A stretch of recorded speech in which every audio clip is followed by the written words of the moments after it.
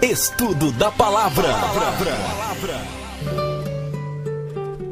Oremos. Pai querido e eterno Deus, neste momento mais uma vez entregamos em Tuas mãos o Teu servo Marcos Alves. Que o Senhor fale através da boca dele, inspirando-o, ungindo, fazendo com que ele seja cheio do Espírito Santo, para que possamos compreender este tema tão importante e polêmico que tem sido discutido há algumas semanas atrás e até meses.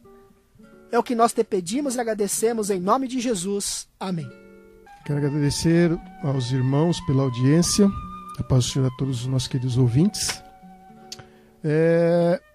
Após passada toda a euforia e excitação profética por parte dos apregoeiros de interpretações proféticas equivocadas, vimos que a vinda do 8º rei para esse ano de 2013 não passou de mera conversa.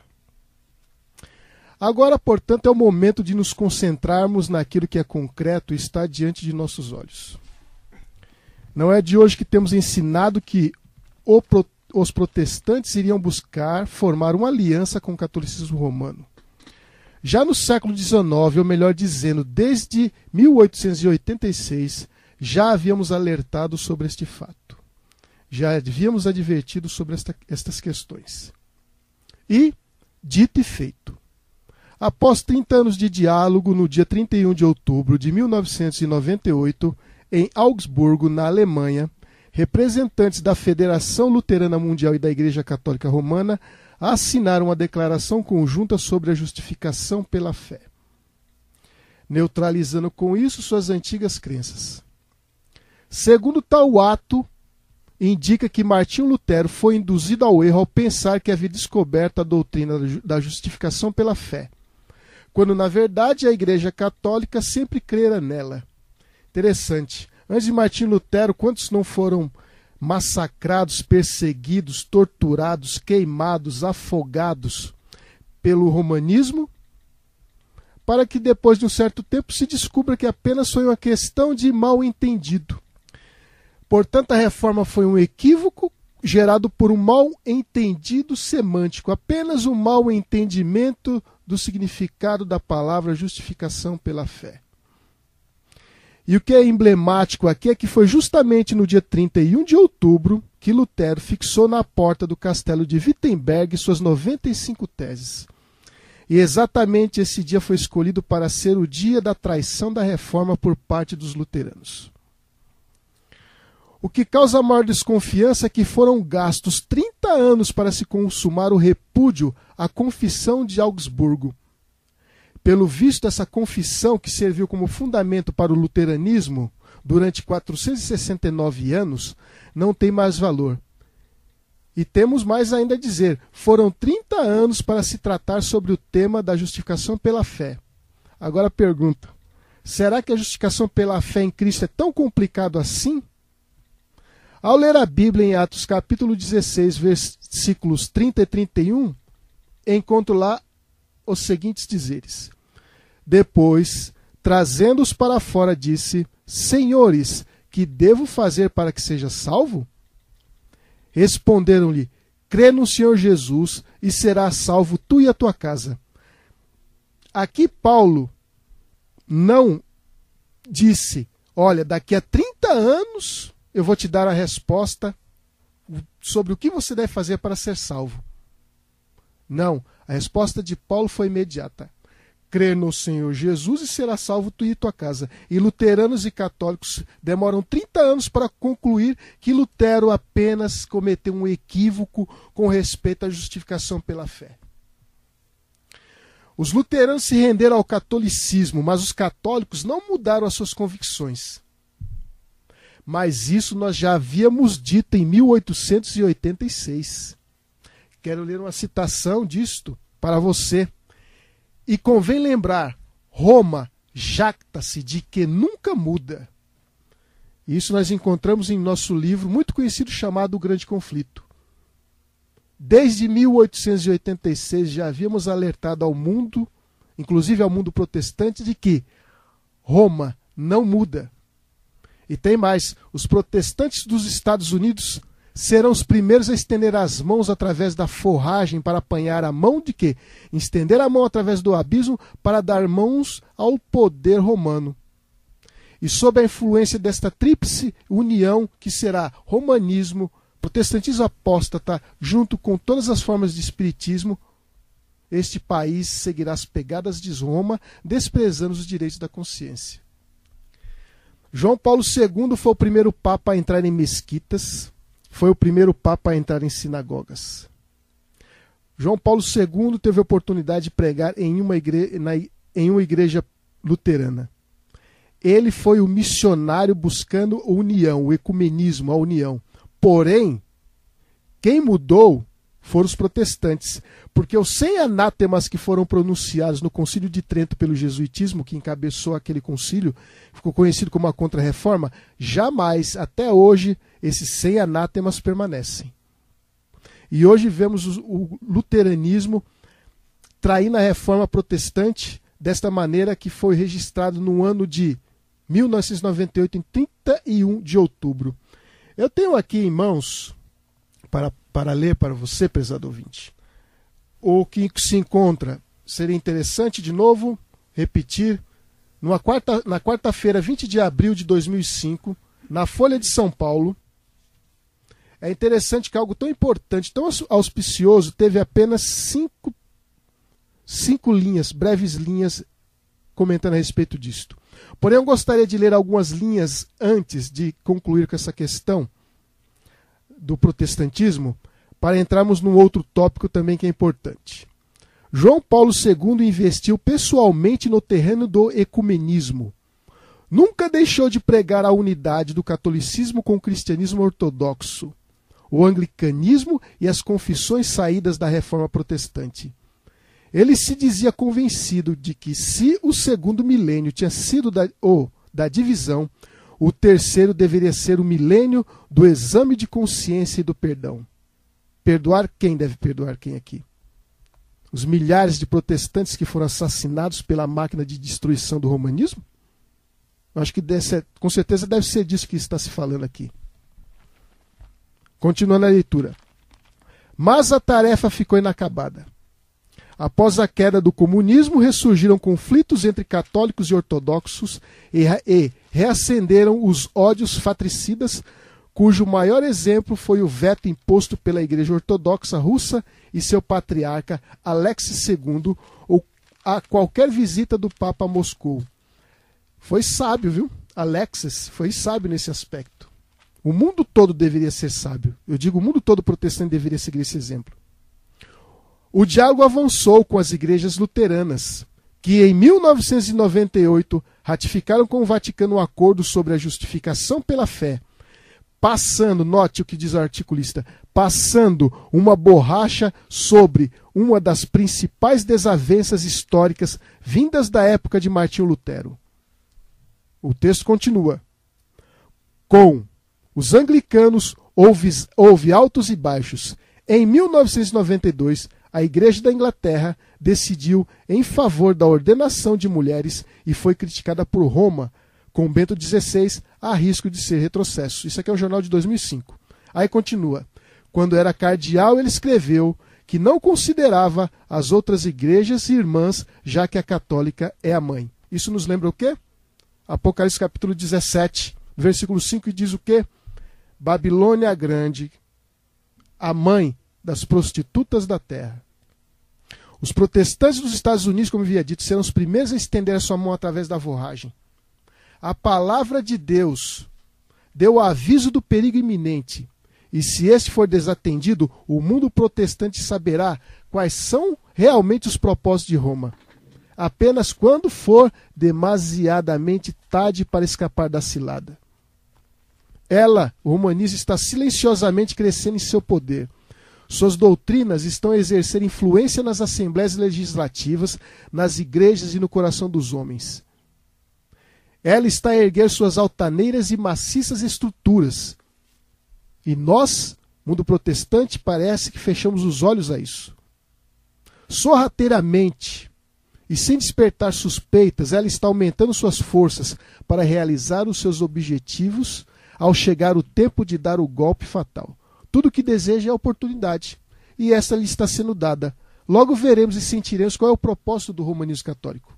Quem quer que creia na palavra de Deus, meus irmãos, e a ela obedeça, incorrerá por esse motivo em censura e perseguição. Dando continuidade a essas questões aqui, ainda com o jornal A Folha, é importante que nós lembremos, que isso foi falado algumas semanas atrás, quando ele havia dito o quê? Que somente a Igreja Católica é a Igreja verdadeira. Isso em um documento chamado Dominis Iesus. Mas mesmo assim, o protestantismo continua a cortejar a mulher de Apocalipse capítulo 17, que está montado em uma besta. Mesmo assim continuam a defender um dia de guarda que foi imposta pela tradição dela e não pelas escrituras sagradas. Alexandre. Então a questão do oitavo rei, como a gente está estudando sobre isso, não é? De repente a pessoa que ouviu hoje pela primeira vez, de repente não está nem muito bem se situando, porque lá no começo que a gente falou, inclusive, sobre a sequência dos 7, se eram reis, se eram reinos, aquela coisa toda.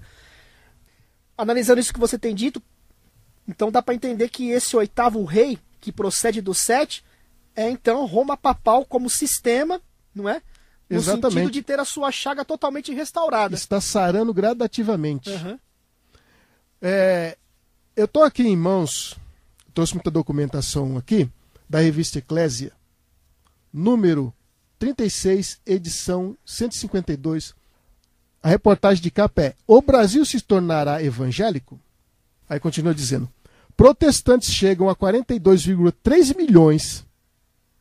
Né? Mas eu quero analisar com você o conteúdo dela. Aqui na página 42 temos o seguinte: pelo Instituto Brasileiro de Geografia e Estatística de 2010, o número que foi levantado de católicos continua caindo e passou de 73,6% em 2000 para 64,6% da população atualmente, o que equivale a 123,3 milhões de pessoas. IBGE é o censo aqui no nosso país. Já os evangélicos continuam crescendo e saltaram para 42,3 milhões, ou 22,2% dos habitantes do país, um aumento exponencial, mas que não era o que muitos esperavam. Não importa. O importante é que houve um aumento, houve um crescimento. Diz o seguinte: o crescimento continua. E continua puxado principalmente pelos pentecostais, que somam 25,4 milhões de brasileiros. Nesse grupo estão os 12 milhões das Assembleias de Deus, que tiveram um aumento de 46,28% em relação ao censo anterior. E os mais de 5,2 milhões de fiéis que congregam em outras igrejas pentecostais, denominações menores, mas que experimentaram um aumento de 186,1%. Porém, devemos nos alegrar com isso daí, claro. Quanto mais pessoas estudando a Bíblia, uma sociedade mais pacífica, menos problemas com violência, melhor que seja assim. Porém, a Igreja de Roma vai ficar quieta sem fazer nada? Já em 2005, já foi dito no jornal que está em minhas mãos aqui, o Estado de São Paulo, de 20 de abril de 2005, de uma quarta-feira, nos diz o seguinte.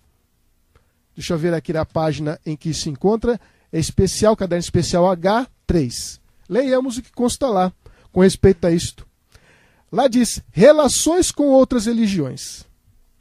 Apesar do progresso de João Paulo II nas relações com judeus, protestantes e muçulmanos, o relacionamento com ortodoxos russos e com determinadas seitas evangélicas ainda é problemático e vai exigir do novo Papa, na época, Bento XVI, uma boa dose de habilidade diplomática. Agora observe que isso é que nos interessa. Os avanços de seitas evangélicas, principalmente na América Latina. Opa, o Brasil está na América Latina. Notemos. O avanço de seitas evangélicas, principalmente na América Latina, e islamismo em parte da África. Quando o Bento XVI esteve no Brasil, um dos principais itens de sua pauta era justamente o crescimento de evangélicos e o decrescimento de católicos no arraial, no redil católico.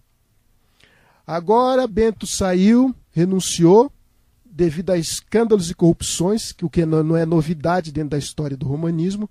Quem acompanha a história sabe dos problemas que lá sempre houve. Vai ficar calado? Vão ficar quietos? Não, não vão. Vão ficar sem fazer alguma coisa? Naturalmente que não vão. E hoje é tão interessante as coisas como estão acontecendo, né? Agora nós vemos que o gospel está sendo abraçado por uma grande rede de televisão, bem respeitada, muito forte aqui nas Américas. Aí você pensa, nossa, está se abrindo as portas do evangelho. Não, gente. Isso tudo faz parte do esquema previamente estabelecido, para induzir a todos. Apocalipse capítulo 16 há de se cumprir, quando diz que eis que João viu sair da boca do dragão, da besta e do falso profeta, 3 espíritos semelhantes a rãs, que foram até os reis da terra para os congregarem para a grande batalha, que é a batalha do Armagedon. Agora a pergunta é, se o dragão é todas as formas de espiritismo, se a besta é o catolicismo romano e o falso profeta, desses 3, o falso profeta quem seria? Vou dizer, o protestantismo apostatado. Claro que não vou ter tempo de trabalhar toda essa questão, mas este é o ponto. A sagacidade e a astúcia da igreja de Roma são surpreendentes. Ela sabe ler o futuro. Ela sabe ler o futuro e sabe esperar com muita paciência isso. Uma numerosa classe, mesmo dentre os que consideram o catolicismo sem favor, pouco perigo percebem seu poderio e influência.